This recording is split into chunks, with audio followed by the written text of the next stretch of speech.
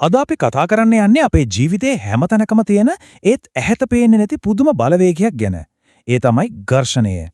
හොඳයි අපි හැමෝම මේ වගේ අත්දැකීමක් ලබලා ඇතිනේ නේද? හිතන්නකෝ ඔන්න ලොකු බරමේසයක් තල්ලු කරන්න හදනවා. කොච්චර හයියෙන් තල්ලු කරත් මුලින්ම ඒක හෙල්ලෙන්නේවත් නැහැ. ඉතින් මෙතනදී ප්‍රශ්නයක් එනවා අපි පැහැදිලිවම බලයක් දෙනෝනේ. එහෙමනම් ඇයි මේකේ චලනය නොවි මේ විදිහට ප්‍රතිරෝධයක් දක්වන්නේ? මෙන්න මේකට හේතුව තමයි ඝර්ෂණ බලය. ඒ කියන්නේ පෘෂ්ඨ දෙකක් එකිනෙක ගැටෙනකොට ඒ අතර ඇතිවන ප්‍රතිවිරුද්ධ බලයක්. මතක තියාගන්න මේ බලය හැමතිස්සෙම ක්‍රියා කරන්නේ චලනය වෙන්න හදන පැත්තට විරුද්ධ පැත්තට. හරි. එහෙනම් අපි මේ කතාව ටිකක් ගැඹුරට හාරලා බලමු. මුලින්ම අපි බලමු ඝර්ෂණයේ ස්වභාවය මොකක්ද කියලා. ඊට පස්සේ ඒකේ සීමාවන් ගැන, ඒකට බලපාන දේවල් මොනවද සහ අන්තිමට මේක අපේ ජීවිතේට මිතුරෙක්ද සතුරෙක්ද කියලාත් කතා කරමු. හරි. දැන් තමයි කතාවේ රසවත්ම හරිය. ඝර්ෂණය කියන්නේ එකම අගයක් තියෙන නියත බලයක් නෙවෙයි. ඒක හරිම දක්ෂයි. ඒක Tamanමම වෙනස් කරගන්නවා. හැබැයි ඉතින් ඒකටත් සීමාවක් තියෙනවා. හිතන්නකෝ අපි පොඩි යන්තම් බලයක් දෙනවා කියලා.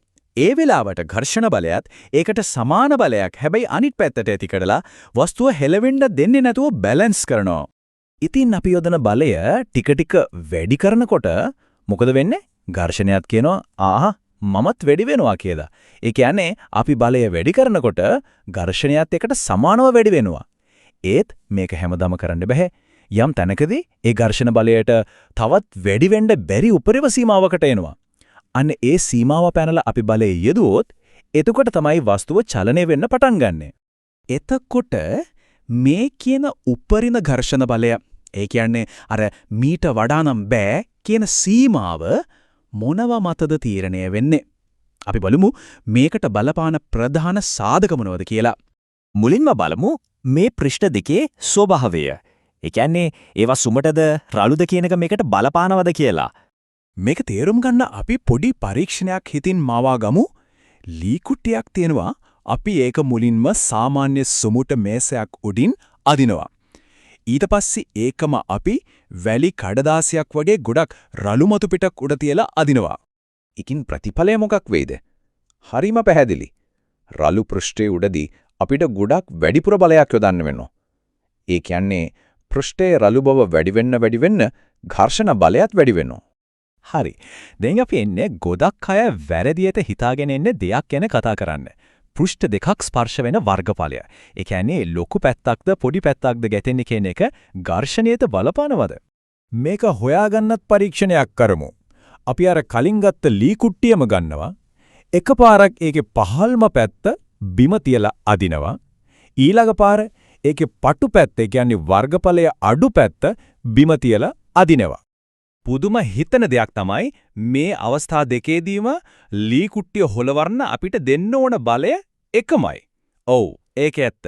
ඒ කියන්නේ ස්පර්ශවන පෘෂ්ඨවල වර්ගඵලය ඝර්ෂණයට කිසිම බලපෑමක් කරන්නේ නැහැ කියන එක තමයි මෙතන තියෙන වැදගත්ම දේ.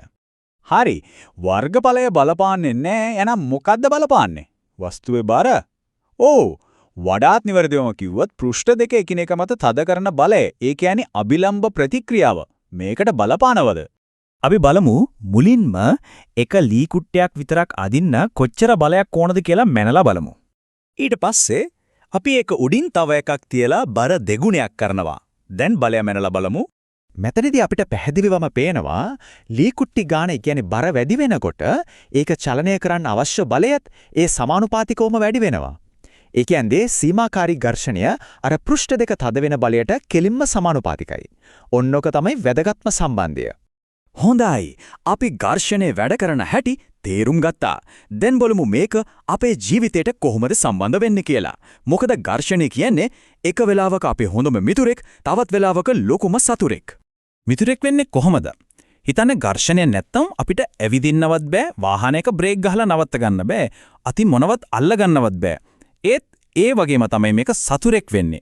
යන්ත්‍ර සූත්‍ර ඇතුලේ මේ ඝර්ෂණය නිසා නිකරුණේ ශක්තිය අපතේ යනවා, කොටස් කෙවිලා යනවා, අනවශ්‍ය විදියට රත් වෙනවා. මේ ප්‍රයෝජනවත් ඝර්ෂණය අපි උපරිමයෙන් පාවිච්චි කරනවා. උදාහරණයක් තමයි වාහනවල ටයර්.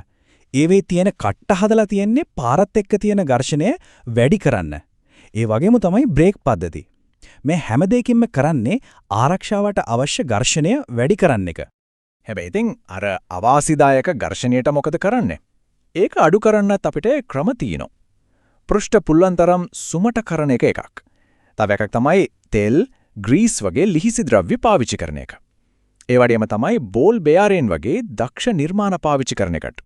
බෝල බෑරින් කියන්නේ නම් මේකට තියෙන නියමම උදාහරණයක්.